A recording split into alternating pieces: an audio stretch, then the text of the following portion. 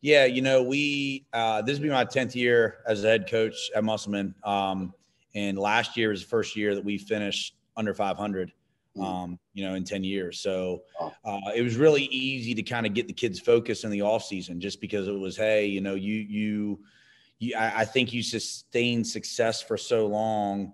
And then, some of these kids coming through have never known what it was to lose. And, trying to get them to understand that you don't just walk in, even though you're a part that's pretty good. You just don't walk in and automatically win. The teams before you have earned that right through the work. So trying to kind of get back to the basics and get these kids to understand, if you want to be successful, what we say at Musselman, I tell the kids a lot. I said, if you want to be a championship level team, and that doesn't mean at the end of the day you're going to win the state championship, but just saying, hey, if you want to be considered a team that's going to be there at the end and be in the mix, then you got to work at it. So we had a good spring, we had a good summer.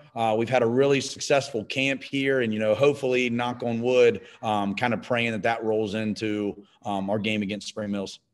Awesome. Can you tell me a little bit about who you lost last season and who you have stepping up into those leadership roles this year? Yeah. Honestly, we get a lot back. We've got a lot back. We did lose some full seniors. One of our quarterbacks last year was Nathan Liberty, and he could really spin the ball. And he had a really active arm, was a really good player.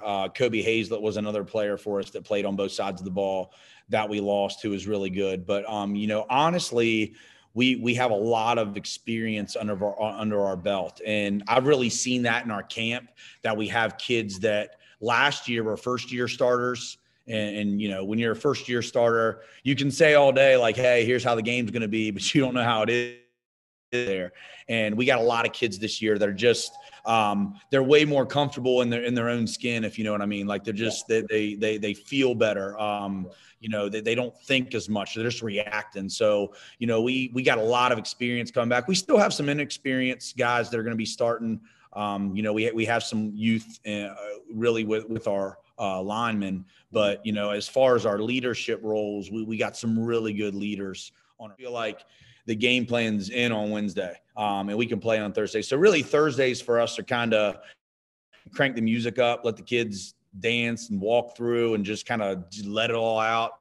We have a big team meal on Thursday. So, we had a really big meal last night as a team, and then, we invited the parents into the locker room last night to kind of get ready and get the lockers ready. So it's just a cool vibe. I just think, Musselman's unique just because, you go back in the history of Musselman, they started out as a really small single A school, and we've grown into one of the biggest AAA schools in the state. But there's certain, even though we're big, that we still have that like small town community feel.